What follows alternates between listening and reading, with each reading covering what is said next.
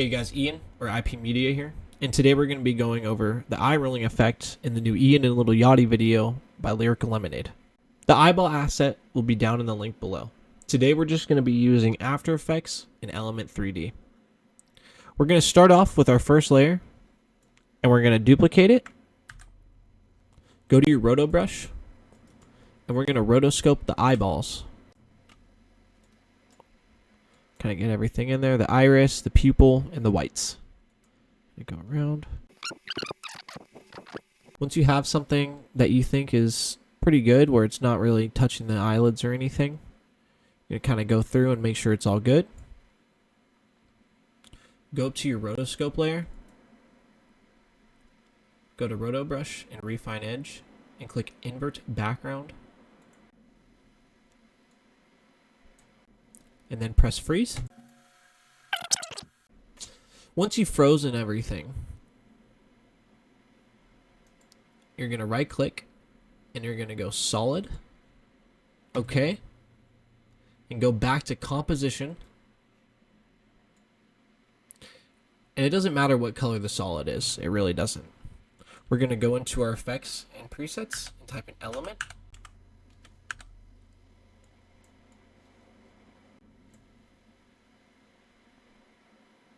We're going to set up some settings first so we don't forget them at the end. We're going to go to motion blur, on, close this. We're going to go to custom layers, custom texture maps, and choose the bottom one. From here, we're going to close this up and go into scene setup.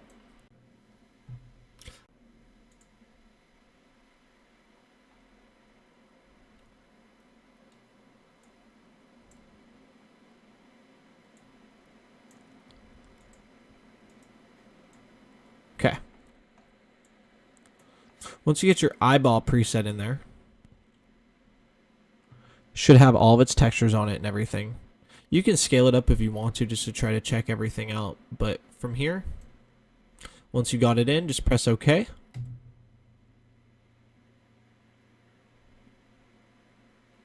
Try to find it. Oh, it's right there. Okay. Once you find the eyeball, try to line it up with his. Hold middle mouse or space bar to move that around. We're going to do this. Move position. Try to find that little point. Oops. Control Z. Try to find that little point. Right here. Try to line it up with the eyeballs as best as possible. Remember, again, this is going underneath this layer. We just need to size everything up and get it in there. So I would say underneath it, it looks like this might be decent, but we're going to have to see. So from here, I'm going to close all this up and I'm going to drag this layer beneath it. And I would say maybe I'll bring it down on position just a little bit. Slide it over again. And we're trying to almost match the other one at this point, kind of, like size and everything. So I'm going to go through and I'm going to try to like position it. You guys have to go through and do this yourselves and try to figure everything out. But it's all really like just trial and error, just seeing what does and doesn't look good. So from here, what I'm going to suggest to do, just so the tutorial goes a little bit easier, is we're going to go position X and Y. We're going to go to the very end, just because I know it's going to move around a little bit. And we're this over on position like this. I'm just going to try to drop it into there and keep his eyeball set. You might have to go frame by frame if it's moving quicker than this. I chose to have a slowed down image just so it'd be a little bit easier.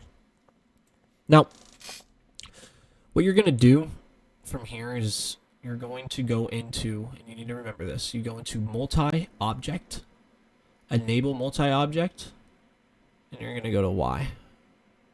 Oh, sorry. You're going to go to X.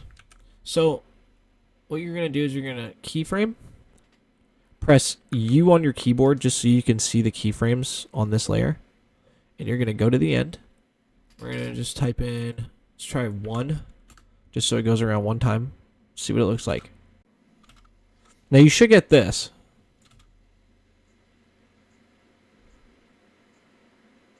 Now, what you're going to do, and what I suggest to do, is just duplicate it. Press U on your keyboard and go to position and delete these positions, keyframes, and delete those. And we're going to drag this over so it's on the other eyeball.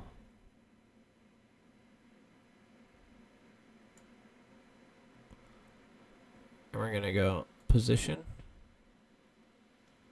X, Y, and we're going to go to the end. We're going to use these to slide it over just ever so slightly. Drag this down. Do this. From here. Yeah, they are moving the same, but we're going to fix that. Here. Drag this over just a little bit on this one. Get a nice little keyframe.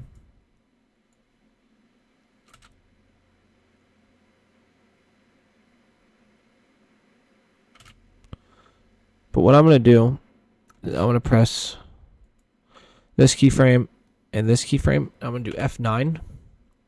What we're going to do is we're going to take this keyframe and we're going to put it at the beginning. We're going to take the beginning keyframe, move it over to the end. So they're going in different ways. But they will still land together like that. It's pretty much the effect in a nutshell. I thought it was pretty super simple once I actually broke everything down.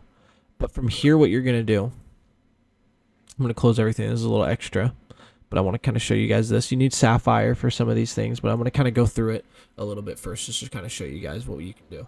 So you're going to type in tint, color correction tint, and you're going to drop it on the first one. It doesn't matter which one you drop it on. You're going to find like the darkest color, say like the shadow over here, and you're going to try to find the brightest color of the scene. Sure, it's kind of being covered by a shadow. Let's see, brightest. Maybe this. I don't know. We'll just see. And then you're gonna smash this all the way up to like closest to the whites as you can. Close this. Go to amount to tint, and maybe like just tint it up a little bit. Like do that, and then Control C on tint, and then go to the other layer and Control V.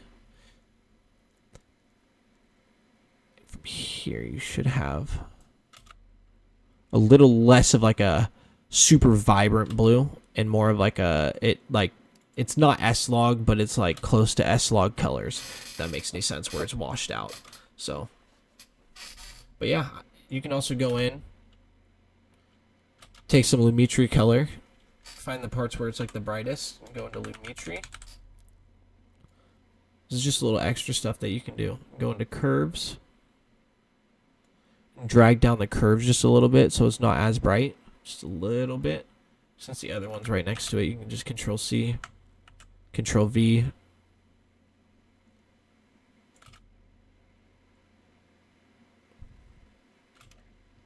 Go in, you can make an adjustment layer.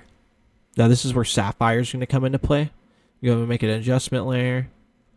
And then you can be like flicker. Drag that Sapphire flicker on there. Boost up the amplitude just a little bit. Kind of bring away from some of what's going on. And then type in Noir or Noir. Drop that on there. You start getting something like this. But they both land at the same time, which is kind of nice. Boom. Boom. And once you start adding those like extra like little layers and stuff like that, just those little extra pieces, it just helps out a little bit. Like you can also go in, make it another adjustment layer, and then you can type in transform. Make sure that this one's above everything, and then go to use composition shutter, boost this all up, position scale, kind of go here. Maybe zoom into his eyeballs a little bit. You only want to control the stuff on this layer though, because you don't want to move anything else around. It'll just move the whole layer. It won't move the actual like effect, if that makes any sense. Do something like that. Go to the very end. Reset this. And then reset this one.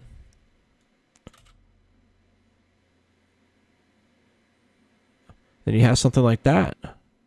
Super sick. Not super hard. You can do it on longer shots. Obviously, they did it on a longer shot than what I'm doing it on here, but I feel like it came out pretty nicely. I try to condense it as best as possible for you guys. And yeah, I hope you guys learned something today. Like I said, all the assets are going to be down in the link below. Go check out my website. Go check out my Instagram. All of those are going to be down in the description below. And you guys have a great rest of your day. Thank you guys for tuning in.